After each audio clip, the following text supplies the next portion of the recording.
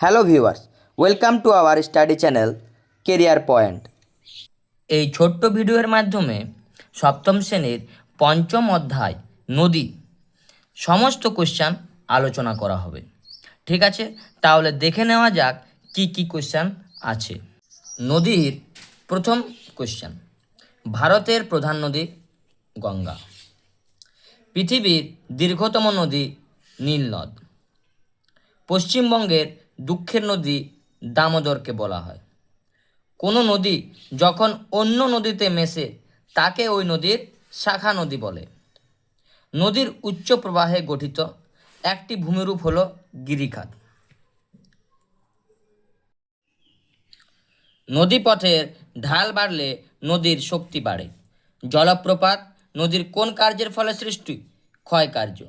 উচ্চ গতিতে নদী খাতের আকৃতি ভি এর মতো। বদ্বীপ গঠিত হয় নদীর নিম্ন গতিতে। নদী যেখানে সৃষ্টি হয় সেই জায়গাকে নদীর কি বলে? উত্তর, উৎস। কোনো নদীর মোহনায় পৃথিবীর দীর্ঘতম খাড়িটি অবস্থিত? রাশিয়ার ওব নদীর মোহনায় পৃথিবীর দীর্ঘতম খাড়িটি অবস্থিত। একটি অনিত্যবহ নদী হল গন্ধেশ্বরী। একটি অন্তর্বাহিনী নদী হল লুনি। পৃথিবীর বৃহত্তম ক্যানিয়ন গ্র্যান্ড ক্যানিয়ন। কোন নদীর বদ্বীপ পৃথিবীর মধ্যে বৃহত্তম? গঙ্গা ব্রহ্মপুত্রের মিলিত বদ্বীপ। ভারতের সবচেয়ে বড় জলপ্রপাত কুঞ্চিকল। পৃথিবীর উচ্চতম জলপ্রপাত অ্যাঞ্জেল। দুটি নদীর মধ্যবর্তী অংশ হল দোয়াব। যে উচ্চভূমির দুপাশে দুটি জলধারা বা নদীকে পৃথক করে তাকে জলবিভাজিকা বলে। ভারতের একটি আন্তর্জাতিক নদী গঙ্গা। এরপর দেখে নেওয়া যাক নদী অধ্যায় থেকে 2 মার্কের প্রশ্ন। 1. উপনদী কাকে বলে? শাখা নদী কাকে বলে? প্লাবনভূমি ও স্বাভাবিক বাঁধ কি? জলপ্রপাত কি? নদী উপত্যকা কাকে বলে? নদী অববাহিকা কাকে বলে? নিত্যবহ ও অনিত্যবহ নদী কাকে বলে? অন্তর্বাহিনী নদী কি? আন্তর্জাতিক নদী কাকে বলে? দোয়াব কাকে বলে? এই প্রশ্নগুলির উত্তর তোমরা খুব সুন্দরভাবে খাতায় লিখে নেবে। এরপর আমরা চলে এসেছি একটি 5 মার্কের প্রশ্নের উত্তর নিয়ে।